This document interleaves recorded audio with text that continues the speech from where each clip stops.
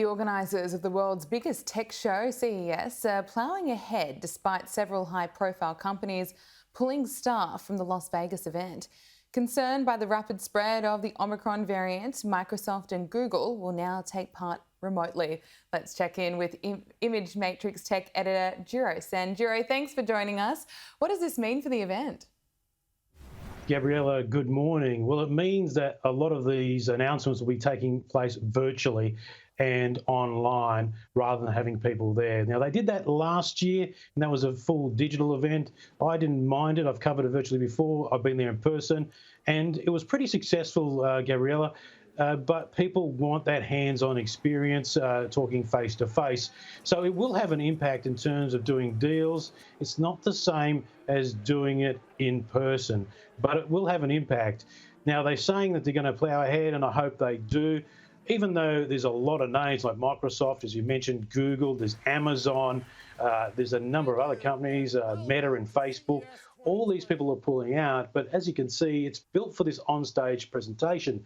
This is what it was looked like last year. I covered it like many other journalists around the world. And don't forget, normally, Gabriella, 80,000 people go to Las Vegas for this event in the first week of January, and it sets up all this sort of cool tech for the year with announcements. So it is going to be an interesting event. It is going ahead, but you know there might be more people that pull out in person. Regardless, I believe the event will be a success, and hopefully we'll see some cool tech scenes. We've already done some briefings that we can't talk about, but we will have great news coming through January as CES gets on the way. It's an amazing event.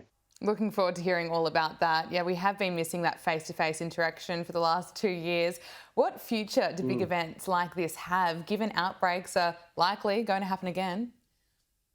Yeah, this is a really good question. I mean, they've done everything possible at CES to make this happen with vaccination proof. They've got testing there available. It's easier to get tested at CES than it is here in Australia, by the way, Gabriella. So all that stuff is on board. But despite doing everything, they've sort of been undone a little bit by COVID.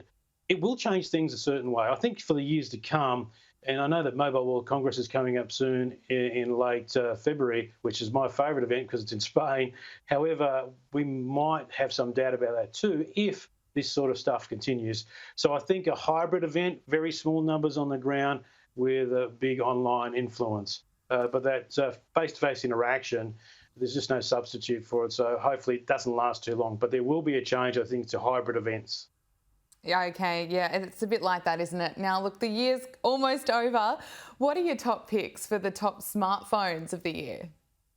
Oh, I'm going to be a bit controversial here, I think, Gabriella, but it was a tough year to pick the top 5, and here they are from me of the smartphones in 2021. Top 5 are the Samsung Galaxy Z Fold 3 and Z Flip. These phones are now waterproof. They've improved. You can use a pen with the Fold 3. And Oppo Find X3 Pro. This is a beautiful phone. It's really well made, great cameras, and the screen is absolute overkill. You'll love this phone. The Google Pixel 6 Pro, this is worth getting on the list for 5G millimetre wave alone. It's the fastest phone in Australia. Cameras are brilliant. It's the smartest phone in the world. The Samsung Galaxy S1 Ultra, way back at the start of the year, this was announced. It's a beast of a camera and a beautiful phone from Samsung. And number 1 is the iPhone 13 Pro Max, and there's a good reason for that, is that it's become my daily driver because of these reasons. The camera is absolutely insane. It has, you know, they talked about Hollywood type videos, and if you use cinematic mode on the iPhone 13 or 13 Pro Max, then you will get amazing results. It is a beautiful phone, engineered brilliantly. It's all very tight. It's a flip of the coin, though, with the Samsung and the others. But I just think it's the polish that you get with it, the MagSafe, and the fact that I've gone for the Max, Gabriella, is because if you use your phone a lot, the Max battery life is insane. If you use an iPhone and it runs out of battery during the day, it's a Max Theme Pro. It will get you through the day easily. I'm on the phone all the time, but as you can see, it produces amazing pictures. Now, I just want to show you quickly on the cheap end, and I have here in my hands a couple a couple of units that just might be interested in. You decide to get something that's $1,000, maybe $1,500 or $2,000 cheaper. These are 5G Android phones. There's the Realme, you can't miss that because it's got its name on the back, 5G, $439. The TCL 20R 5G, amazing value for $349. You can get it for $300 on a plan. And I don't have it here, but the Motorola Edge 20 Fusion, it's now $397, Gabriella. It's got a huge camera on it, amazing value. It's $100. So that's your value, but I feel like the iPhone 13 Pro Max. There's some great options, but I am pretty impressed by the Apple iPhone. The vision just looked incredible. It's all about the cameras now, isn't it? Look, an Aussie company is making world-class displays with a special trick. Can you tell us about that? Yeah, so this is Espresso Displays. I've got the initial model from the first, machine that they put out. But these are absolutely fantastic, Gabriella.